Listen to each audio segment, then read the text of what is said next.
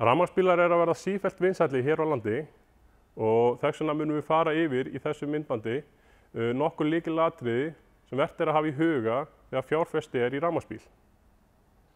Það fyrsta sem við þurfum að hafa í huga er að hugsa hvort að aðstaða sé til staðar heima við til að hlaða rafmagnsbílinn. Mikilvægt er að huga þessu atriði þar sem að bæði öryggi og hraði hleðslu skiptir máli og því verður mun hentugra fyrir einstaklinginn sem á rafmagnsbíl að geta hlaðið hann heima við og stungið honum í samband á hverju kvöldi og komið alltaf að honum fullhlöðnum. En þó að það sé ekki endilega möguleiki, það er að segja þú búir mögulega í fjölbýlishúsi, þá er það ekkert takmarkandi því að sérstaklega nú á tímum eru fjölbýlishús að setja upp hleðslustöðvar og þá er ekkert til fyrirstöðu að setja upp hleðslustöð og aðgengi að hleðslustöð í fjölbýlishúsi. Þannig að það á ekki að hafa nein áhrif á það hvort þú getur keypt þér. Ef svo vill til að þú hafir raun ekki kost á að hlaða heima hjá þér, þá er hægt að hafa í huga að möguleiki er að hlaða á almenningshleðslustöðvum í nágrenninu, í vinnu eða jafnvel nýta hleðslustöðvar sem eru staðsettar í kringum verslunarkjarna eða aðrar verslanir sem að þú ert gjarn á að fara og sinna þínum erindum hjá. Annað mjög mikilvægt sem þarf að hafa í huga þegar fjárfest í rafmagnsbíl er hvað og hvernig bíllinn er notaður í. Segjum sem svo að þú sért aðallega að nota hann í innanbæjarakstri, þá gefur það til kynna og þú þurfur ekki sérstaklega stóra rafhlöðu eða mikla drægni. Ef hins vegar þú gjarn á að taka löng ferðalög eða jafnvel býrð töluvert frá vinnustað eða ert vanur að keyra langar vegalengdir, þá þarf að hafa í huga að vera með nægilega mikla drægni til þess að sinna þínu þörfum og jafnvel aðeins aukalega ef skil kynni að þú þurfir að sinna kannski öðrum erindum heldur en þessu dagsdaglegu. Þriðji punkturinn er hleðslueiginleikar og hleðsluhraði. Það getur skipt miklu máli að velja bíl með þá hleðslueiginleika sem að þóknast þér. Það er að segja að þú lendir ekki í því að hlaða bílinn á kvöldi til og þegar þú vaknar að hann sé ekki orðinn full hlaðinn vegna þess að á daginn ert að keyra bílinn það mikið að hann næri ekki að hlaða sig yfir nótt. Þess vegna er mjög mikilvægt að huga að hversu hratt og hversu mikið bílinn hleður, bæði í hæghleðslu, AC, og hraðhleðslu, DC, til þess að þú gangir alltaf að í vísu að bílinn sé full hlaðinn þegar þú þarft að nota hann. Bílar getur verið með mismunandi hleðslubúnað og mismunandi hleðslutengi. Við tölum típu 1 eða típu 2 þegar við tölum hleðslutengi. Típa 1 er eingöngu einsfasa og hleður venjulega max 7,4 kW, en típa 2 sem er Evrópustaðall hleður einnig á einu fasa yfirleitt 7,4 kW max. En típa 2 hefur þá eiginleika að geta boðið upp á 3 fasa hleðslu og þar lendi öflugri hleðslu geta ef bílinn hefur þann kost og getur þá hlaðið alltaf 11 kW eða jafnvel í sumum tilfellum upp á 22 kW. Þetta er fyrir hæghleðsluna, AC-hleðslu eða heimahleðslu eða almenningshleðslu, en einnig þarf að hafa í huga hleðslueiginleikar þegar kemur að hraðhleðslu og á það aðallega við þegar við erum að ferðast, þar sem að við viljum reyna að takmarka þann tíma sem fer í að hlaða bílinn þegar við stoppum. Og vert er að hafa í huga að þó að bílinn sé með töluverða góða getu til að hlaða hratt, er það stundum þannig að hleðslustöðin sjálf er takmarkandi. Og því þarf að hafa í huga bæði náttúrulega hvaða hleðslu geta flestar stöðvar hafa og hvaða hleðslu getu bílinn hefur. Því að bæði bílinn eða hleðslustöðin geta verið takmarkandi þáttur. Fyrir marga spurningin hægt að draga á rafmagnsbílum mikilvæg og það bæði já og nei, það fer eftir típum náttúrulega.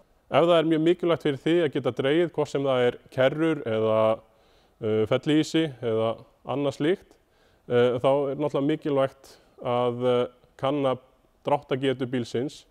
Það eru til bílar sem geta dregið, sumir hverjir þó ekki nema rétt litla kerrur, en aðrir hafa möguleika á að draga allt að tonni og jafnvel aðeins meira. En í sumum tilfellum hins vegar raun ekki nein dráttargeta þó að bílar séu boðnir með krók. Og það í raun ástæðan sú að í þeim tilfellum ætlast til þess að þú setjir hjólagrind eða farangursbox ofan á dráttarkúluna, en hann ekki gerður til þess að draga. Í kaldara loftslagi, eins og hjá okkur hér á Íslandi, getur verið mjög mikilvægt að vera með varmadælu. Varmadælan hefur þann kost að hún notar mun minna rafmagn heldur hefðbundinn hitari sem í bílum, sem hitaði raun bara eingöngu loftið með hitaelementi. Varmadælan raun nýtir varmaskipti í að flytja heitt loft inn í farþegarýmið og þar af leiðandi getur bíllinn notað minna rafmagn í að hita upp farþegarými á köldum dögum og meira rafmagn í að keyra bílinn áfram. Og þess vegna hafa bílar með varmadælu þann eiginleika að hafa yfirleitt meiri drægni heldur en bílar án. Nýtni eitthvað sem að flestir kannski hugsa ekki mikið við kaup á rafbílum, en í raun mjög mikilvæg þegar kemur að velja góðan bíl, því að rafhlöður eru mjög dýrar og ef að bíllinn mjög nýtinn þá þýðir það að hann að nota mun minni raforku til þess að fara ákveðna vegalengd. Þannig að við getum verið með 2 bíla, jafn þunga, en bíllinn sem með meiri nýtni, hann hefur meiri drægni á móti sömu rafhlöðu. Og þar sem að rafhlöður eru töluvert dýrar, þá borgar sig að reyna að hafa rafhlöðuna eins litla og hægt en samt sem áður að hámarka drægni og þar kemur nýtnin til sögunar. Mikilvæg spurning hvort eiga að fjárfesta í nýjum rafmagnsbíl eða mögulega notuðum. Nýjir bílar hafa alltaf þá neikvæða hlið að peningar tapast hratt, verðgildi bílsins minnkar leið og þú kaupir bílinn. Aftur á móti notaður bíl búinn að taka á sig þessa verðrýrnun og því mögulega hagstæðari kostur. En vert líka að hafa í huga að notaðir bílar eru yfirleitt þá eldri bílar og þróun í til dæmis rafhlöðum mjög hröð, þannig að yfirleitt þá að fá minni drægni, minni rafhlöður og eins raun kannski minni búnað í bílunum, en ef notaður bíl, mögulega lítill með litla rafhlöðu, uppfyllir alla þína þarfir, þá getur það verið mjög góð kostur.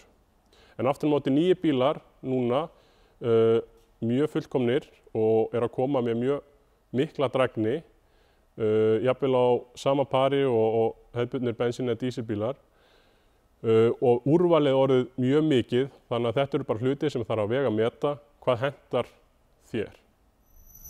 Oft sér maður auglýsingar bíla sem verið að flytja inn, þessi innflutta bíla, og það ofta tíðum gott og blessað, en vert að hafa í huga hvaðan bílar að koma. Ef þeir eru að koma frá Evrópu, þessi af Evrópumarkaði, þá mjög lítið sem þarf svo sem að hafa áhyggjur af. Það staðlað hleðslutengill fyrir Evrópumarkað, þannig að það ekki neitt vandamál og ábyrgðarskilmálar haldast ef flutt inn af öðru Evrópusvæði. Hins vegar vandast máli aðeins ef að flutt inn frá öðrum markaðssvæðum, til dæmis Bandaríkjunum, þar sem bæði gætu verið ábyrgðarmál sem að fólk lendir í veseni með, og eins hleðslutengið sjálft mismunandi, þannig að það gæti verið að þú lendir í því að geta raun ekki hraðhlaðið bílinn á þeim stöðum sem hér eru án þess að nota einhvers konar millistykki og með því að nota millistykki sem getur verið á mismunandi gæðum að þá ertu raun svolítið að setja ábyrgðina á sjálfa þig og ef eitthvað kemur upp á þá er alltaf hægt að benda á að ekki vera að nota búnað frá framleiðanda. Það sem er mikilvægt að hafa í huga líka þegar kemur að kaupa rafbílum og svo sem öllum öðrum bílum líka er stærð og það þarf að hafa í huga hvernig hann á að vera að nota, það er að segja er þetta fjölskyldubíl sem þarf að rúma mögulega 5 einstaklinga eða meiri eða er þetta kannski annar bíl á heimilinu sem er eingöngu notaður í ferðir til og frá vinnu eða í styttri ferðir þar sem mögulega kannski 1 eða 2 einstaklingar er að nýta hann. Þannig að þetta er eitthvað sem þarf í huga og einnig hvaða búnað bílinn hefur eða hvaða búnað þú vilt að sé í bílnum, til dæmis hvort að bílinn sé 4-hjóladrifinn eða bara drifinn á 2 hjólum.